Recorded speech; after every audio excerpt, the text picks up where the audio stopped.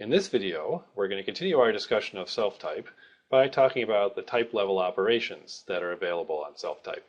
And this will help to clarify what self-type actually is and its role in the type system. So let's begin by thinking about the example that we discussed last time. And if you've forgotten what that is, let me just write it down quickly. We had a class called count. And count had one field, an integer I, that was initialized to 0, and it had one method called inc that returned something of type self-type. And all inc did was to increment the counter field and return the self object. And I've probably made some syntax errors here, but that's not really important. That's the basic code for the count class. And the question is, what can be the dynamic type of the object that's actually returned by inc? And the answer here is that it could be whatever is the type of the self object, whatever is the dynamic type of the self object. And if we think about a big program where there's multiple classes that inherit from count, then the answer is that inc could return count or any subclass of count.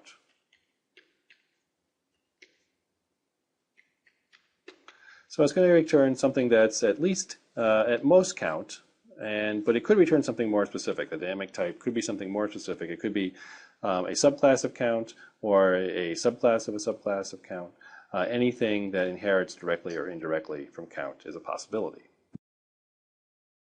So what's the general case? Well, let's think about a class C. And in this class C, there's some expression buried somewhere inside of it that has the type self-type. And it doesn't really matter how that expression got the type self-type or what it is. Let's just say that it has that type somehow. Well, what are the possible dynamic types of the expression E? And from our discussion on the previous slide, it seems clear that the dynamic type of E, when you run E, you're going to get back something that's a subtype of the class C, the enclosing class in which the self-type appears. And that's interesting because it shows us that the meaning of self-type actually depends on the context. So what this self-type means a subtype of the class C.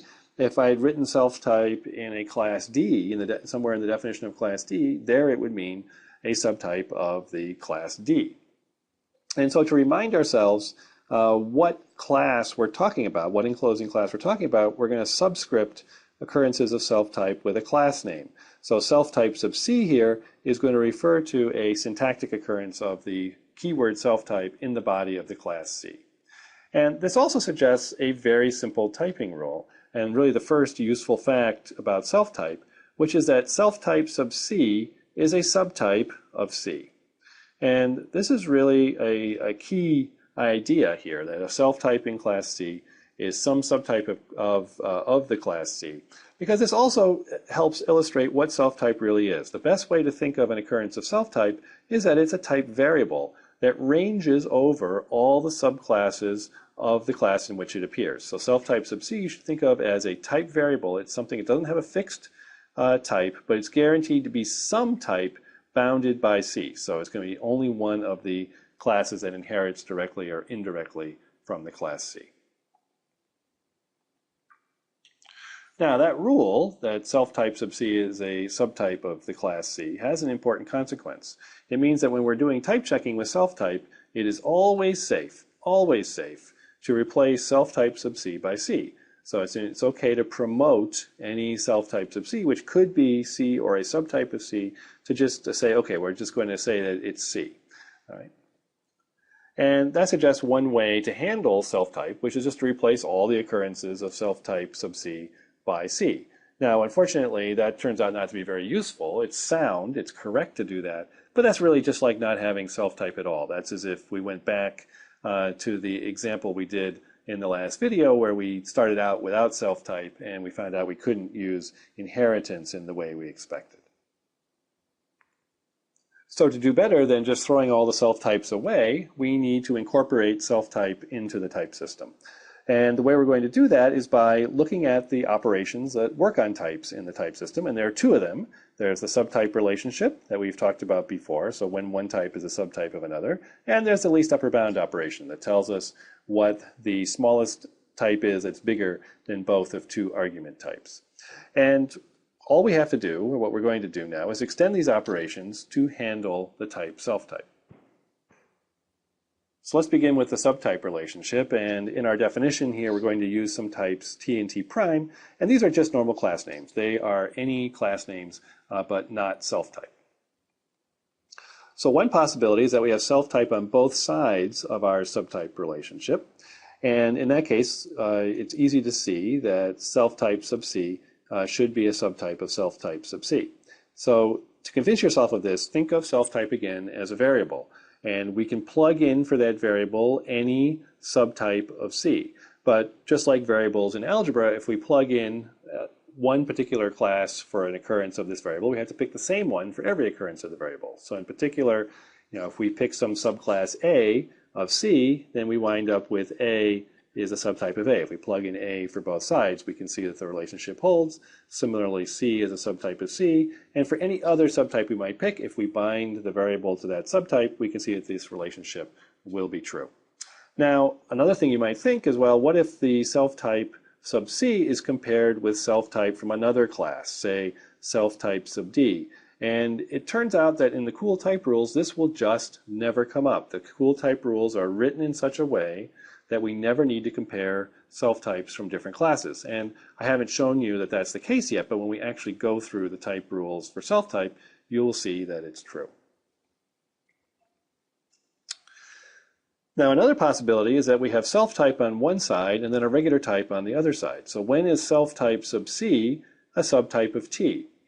Well, we're going to say that that's true if C is a subtype of T. And here we're using our rule that it's always safe to replace self-type by the class that indexes it. So in this case, since C is a supertype of anything that self-type sub C could be, clearly if C is a subtype of T, if T is at least C or possibly something higher in the class hierarchy, then T will be a supertype of anything that self-type sub C could stand for. Another case is when we have a regular class name on the left-hand side of the subtyping relationship and self-type on the right-hand side. And in this case, it turns out we have to say that this relationship is false, that T is never, a regular class name is never a subtype of self-type sub C. And to see this, just think about the possibilities. So where could C and T be in the type hierarchy?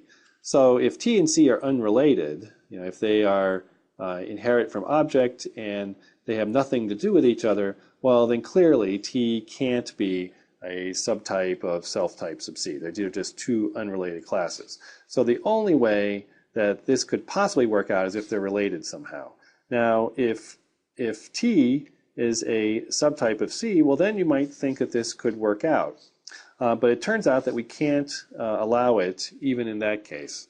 And here's the reason why. Think about a hierarchy where T has some subclass. Let's just say that it has a subclass A. And now, because self-type sub C ranges over all the possible subtypes of C, we could plug in A here, and T is not a subtype of A. They're in the wrong relationship.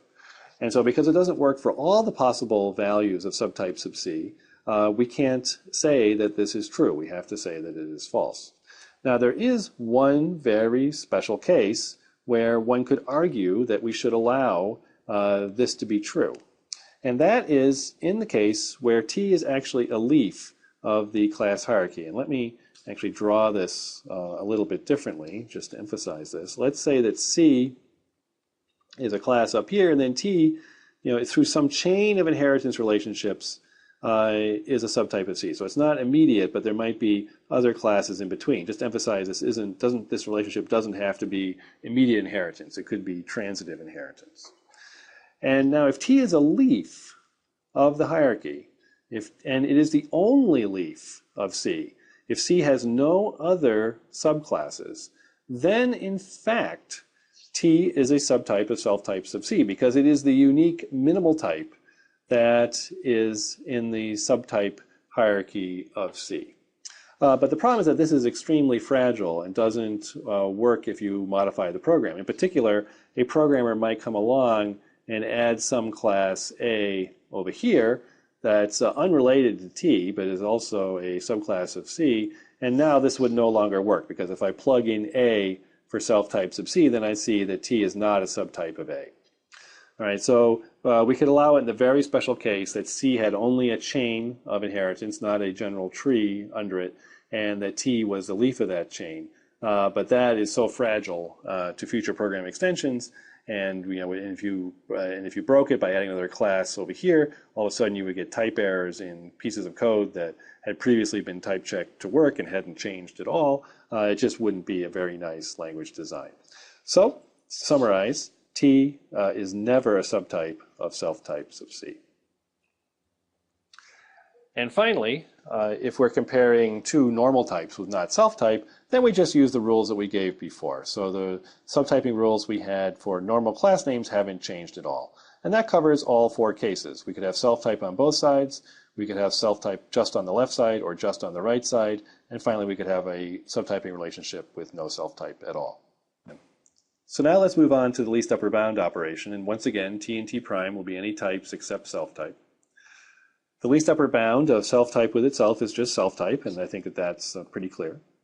The least upper bound of self-type sub C and T will be the least upper bound of the class C and T. And once again, this is because C is the largest type that self-type could be, and therefore the largest type that's guaranteed to cover both self-type sub C and T is going to be the least upper bound of C and T.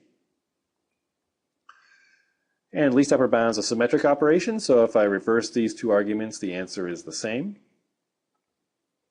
And finally, if self-type is not one of the arguments to the least upper bound, then we just do what we did before. The self-type, the least upper bound definition, has not changed for class names, for type names other than self-type.